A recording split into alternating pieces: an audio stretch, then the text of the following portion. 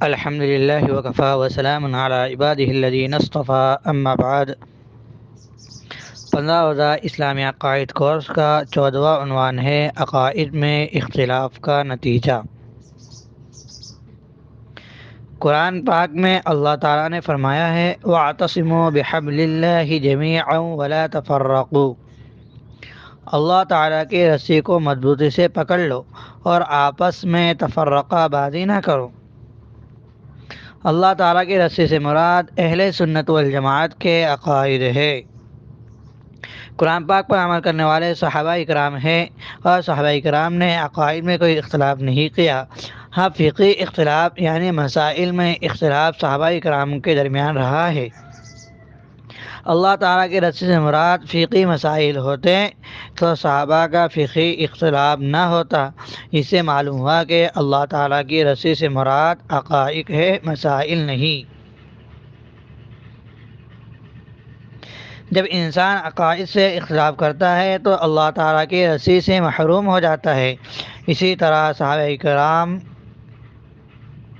کے بعد آنے والے 4 بڑے ائمہ ان کے درمیان بھی فقہی اختلاف رہا ہے اور بہت زیادہ فقہی اختلاف رہا ہے، لیکن ان میں عقیدے کا کوئی اختلاف نہیں رہا۔ اس سے معلوم ہوا کہ اللہ تعالیٰ کی رسی سے مراد اہل سنت والجماعت کے عقیدے ہے۔ عقیدوں سے اختلاف کا پہلا نتیجہ یہ ہے کہ انسان اللہ تعالیٰ کی رسی سے محروم ہو جاتا ہے۔ قرآن پاک نے فرقہ واریت سے منع کیا ہے، وَلَا تَفَرَّقُوا، فرقہ بازی نہ کرو۔ جب کوئی عقیدے میں نیا راستہ نکالتا ہے، نیا عقیدہ بناتا ہے تو اسے فرقہ واریت پیدا ہوتی ہے۔ مسائل میں اختلاف سے فرقہ واریت پیدا نہیں ہوتی۔ مسائل میں 4 بڑے ائمہ ہیں، سب کا عقیدہ ہے کہ سب اہل سنت والجماعت ہے۔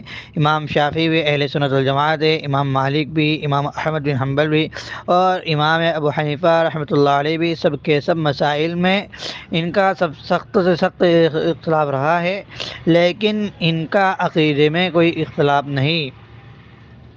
آپس میں یہ ایک دوسرے کا بڑا احترام کہا کرتے تھے۔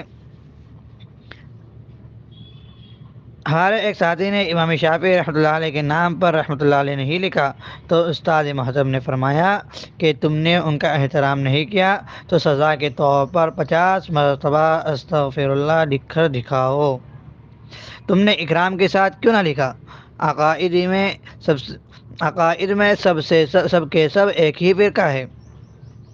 فقہی اختلاف سے مسائل کے اختلاف سے تفرقہ بازی نہیں ہوتی، عقیدے کے اختلاف سے فرقہ واریت ہوتی ہے اور قرآن پاک نے فرقہ واریت سے منع کیا ہے۔ عقیدہ امت کی وحدت کی علامت ہے۔ عقیدہ امت میں اتحاد پیدا کرتا ہے۔ عقیدے کا اختلاف انتشار و اختلاف پیدا کرتا ہے اور اس سے فتنہ انگیزی ہوتی ہے، فتنہ پھیلتا ہے، امت کی وحدت ختم ہوتی ہے۔ اگر قطعی عقیدے سے انکار کرے تو وہ پھر اسلام سے باہر ہو جاتا ہے، ہمیشہ کی نجات سے محروم ہو جاتا ہے۔ اگر ظنی عقیدے سے اختلاف کرے تو بھی اہل سنت والجماعت سے باہر ہو جاتا ہے، نہ گمراہ ہو جاتا ہے، بدعتی ہو جاتا ہے، خراب عقیدے والا ہو جاتا ہے۔ جن 72 فرقوں کے بارے میں حضور صلی اللہ علیہ وسلم نے فرمایا کہ دوزخ میں جائیں گے، وہ ان میں شامل ہو جاتا ہے۔ اللہ تعالیٰ نے فرمایا کنتم خیر امت، تم بہترین امت ہو۔